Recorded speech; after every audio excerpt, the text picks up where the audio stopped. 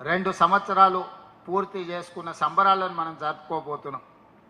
ఈ ప్రభుత్వం వచ్చి సంక్షేమంలో ఉన్న రాష్ట్రాన్ని ఈరోజు సంక్షేమం వైపు నడిపించడమే కాకుండా అభివృద్ధి ప్రణాళికలను రచించుకొని 2 సంవత్సరాల సంబరాలను మనం జరుపుకుంటున్న సందర్భంగా నూతనంగా వార్డు మెంబర్లు సర్పంచులు రాబోతున్న సందర్భంలో మీకు జిల్లా కాంగ్రెస్ పార్టీ అధ్యక్ష పదవి దక్కడం అనేది కాంగ్రెస్ పార్టీ ఇచ్చిన గొప్ప అవకాశము. ఇది మీ అందరినీ మనస్ఫూర్తిగా నేను అభినందిస్తున్నా. ఈనాడు మేము మనమందరం కలిసి ప్రభుత్వం అమలు చేస్తున్న సంక్షేమ పథకాలను ప్రతి ఇంటికి చేర్చాలి. సంక్షేమానికి సంబంధిస్తే రేషన్ కార్డులు కావచ్చు, సన్న బియ్యం కావచ్చు, ఇందిరమ్మ ఇండ్లు కావచ్చు, 200 యూనిట్లు ఉచిత కరెంటు కావచ్చు, రైతు రుణమాఫీ కావచ్చు, రైతు భరోసా కావచ్చు, 65,000 ప్రభుత్వ ఉద్యోగ నియామకాలు కావచ్చు, 500 రూపాయల సిలిండర్ కావచ్చు. అదేవిధంగా ఈరోజు రాష్ట్రంలో ఏ పథకం తీసుకున్నా నిన్నగాక మొన్న మొదలుపెట్టిన ఇందిరమ్మ చీరలు కావచ్చు.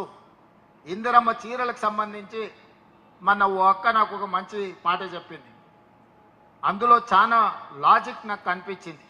మీరందరూ కూడా ఆ విషయం మీద దృష్టి పెట్టాలి.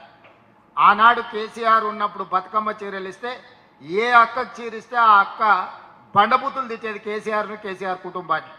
ఇంత పనికిమాలిన చీరలు మాకిస్తారా, వాళ్ళు ఇట్లా కట్టుకుంటారా, ఇవి తీసుకెళ్లి చైన్ల కాడ కాపలాగా పిట్టలు రాకుండా కట్టుకుంటున్నాం, ఇంత పనికిమాలిన చీరిస్తారా అని ఎంతమందికి కేసీఆర్ బతుకమ్మ చీరలు ఇస్తే అంతమంది కేసీఆర్కు శాపనార్థాలు పెట్టారు.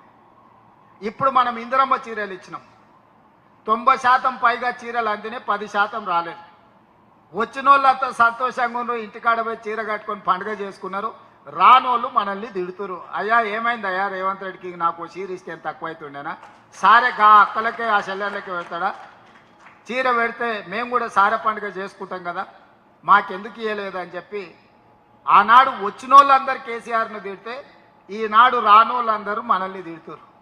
అందుకే జిల్లా పార్టీ అధ్యక్షులకు నా సూచన, 1 కోటి మందికి 1 కోటి చీరలు ఇవ్వాలని పెట్టుకున్నాం. గ్రామీణ ప్రాంతాలలో 65 లక్షల మంది మహిళలు, 65 లక్షల మందికి 18 ఏళ్ళు పైబడ్డ ప్రతి ఆడబిడ్డకు చీర రూపంలో సారె పెడుతుంది ఇందిరమ్మ ప్రభుత్వం. ప్రతి ఒక్కరికి చీర చేరే విధంగా మీరు చర్యలు తీసుకోవాలి. మొట్టమొదట ఇక్కడ ఉండే జిల్లా పార్టీ అధ్యక్షులకు నేను ఇస్తున్న టాస్క్, ఏ ఆడబిడ్డ కూడా నాకు చీర రాలేదని చెప్పొద్దు. ఏదైనా ఒక ఆడబిడ్డ చీర రాలేదు అని చెప్తే ఆ అధ్యక్షుడు పనిచేస్తలేడని నేను లెక్క రాసుకుంటా. మీ అధ్యక్షుల కొత్తగా వచ్చిన వాళ్ళకు ఇదే నేను ఇచ్చే జిమ్మెదారి. ప్రతి ఆడబిడ్డకు చీర లేరిందా లేదా ఊరు వారిగా లెక్కలు తీసుకోవాలి. వార్డుకి ఇప్పుడు నీకు వార్డు మెంబర్లు వస్తారు, గ్రామాలలో సర్పంచులు వచ్చారు. సమన్వయం చేసుకుంటే ప్రతి ఆడబిడ్డకు స్టాక్ ఉంది. ఇప్పుడు గ్రామీణ ప్రాంతాలలో మార్చి అంతర్జాతీయ మహిళా దినోత్సవానికి మున్సిపాలిటీలలో 35 లక్షల చీరలు ఇస్తున్నాం. గ్రామీణ ప్రాంతాలలో 65 లక్షలు ఇప్పుడు రెడీగా ఉన్నాయి. డిసెంబర్ 9 లోపునే పూర్తి చేయాలనుకున్నాం, పూర్తి కాలేదు. ఇప్పుడు మీరు ఇది పూర్తి చేసుకోవాలి డిసెంబర్ నెలలో. డిసెంబర్ నెలలో ఈ చీరలన్నీ 65 లక్షల గ్రామీణ ప్రాంతాలలో ఉండే ఆడబిడ్డలకు 65 లక్షలు చీరలు చేర్పించాలి. ఈ చేర్పించే బాధ్యత జిల్లా పార్టీ అధ్యక్షులదే. మిగిలిన 35 లక్షల ఆడబిడ్డలకు పట్టణ ప్రాంతాలలో నివసిస్తున్న వాళ్లకు మార్చి నెలలో చీరలు తయారు కాకపోవడం వల్ల 8 నెలలు ఉత్పత్తి చేసే సంస్థలకు ఇస్తే 65 లక్షల చీరలు ఇచ్చారు మనకు. ఇంకో 3 నెలల 35 లక్షల చీరలు ఇస్తామన్నారు. ఫిబ్రవరి ఆఖరికి మార్చి ఫస్ట్ వీక్లో మనకు చీరలు వస్తాయి. మార్చి నెలలో మిగిలిన ఆడబిడ్డలకు పట్టణ ప్రాంతాలలో 35 లక్షల చీరలు ఇస్తాం. 1 కోటి మంది ఆడబిడ్డలకు 1 కోటి చీరలు ఇవ్వడమే కాకుండా 1 కోటి మంది ఆడబిడ్డలను కోటీశ్వరులను చేయాలని ప్రభుత్వం లక్ష్యంగా పనిచేస్తుంది. దానికి మీరు అందరూ కూడా కష్టపడాల్సిన అవసరం ఉన్నది. ఈరోజు ప్రభుత్వం అమలు చేస్తున్న సంక్షేమ పథకాలను ఊర్లల్లో చెట్టు కింద చర్చ పెట్టుర్రి. పెళ్లికి పోయినా, చావుకు పోయినా, దావత్కు పోయినా, కళ్ళు కాంపౌండ్ దగ్గరికి పోయినా ఆనాడు ఎట్లుండే ఈనాడు ఎట్లుంది అనేది, ఎవరు పాలైంది తెలంగాణ, ఎవరు పరిపాలన చేస్తున్నారు తెలంగాణ అనే చర్చకు తెర లేపండి. 2 సంవత్సరాలల్లో మన మార్పు పరిపాలనను మనం అందించినాం.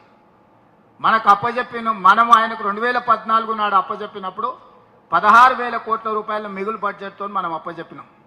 తిరిగి 10 ఏళ్ళలో ఆయన మనకు అప్పచెప్పేటప్పుడు 8,11,000 కోట్ల రూపాయల అప్పుతో మనకు అప్పచెప్పిండు. నాకు డిసెంబర్ 7, 2023 నాడు ప్రభుత్వాన్ని చంద్రశేఖరరావు గారు అప్పచెప్పే నాటికి 8,11,000 కోట్ల రూపాయల అప్పుతోని నడుమొంగిపోయి బజార్లో ఎవరు నమ్మని పరిస్థితుల్లో మన చేతిలో రాష్ట్రాన్ని పెట్టింది.